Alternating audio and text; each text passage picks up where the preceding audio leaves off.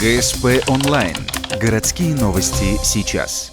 9 мая, 10:00, акция «Бессмертный полк». В этом году он идет по самой большой улице города, проспекту Ленина. Более нескольких тысяч людей участвуют. Они несут фотографии своих родственников. Тех, кто дошел до Берлина и вернулся домой. Тех, кто пал под Сталинградом. Тех, кто навсегда остался без вести пропавшим. Солдаты, офицеры. Сегодня они снова в строю. У меня родной отец. Погиб первый в месяце прям войны. Он рядовой, но танкист был. Все, что я знаю о нем. Больше ничего. А это папа моей старшей сестры, моей сводной сестры.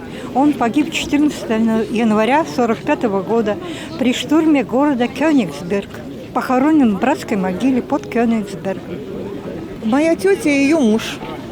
Он был рядовым, закончил войну в 1945 году.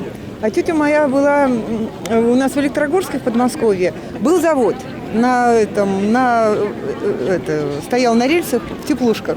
Она там служила телефонисткой. И вот этот вот заводик, он относился к действующей армии. Вот они оба участники войны. Это мой дедушка. Он воевал на Ленинградском фронте. Был артиллеристом, командовал батареей. Получил ранение в бою. Был отправлен в медсанбат. Впоследствии ему ампутировали ногу. Вот, и в 22 года. Моя бабушка. Она защищала Москву, была зенитчицей, сбивала вражеские самолеты. Была ранена, лежала в госпитале. Проси семьи такой, где б не памятен был свой герой, и глаза молодых солдат с фотографий увядших глядят.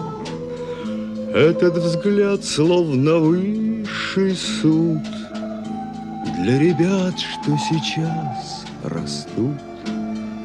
И мальчишкам нельзя ни солгать, ни обмануть, ни с пути свернуть.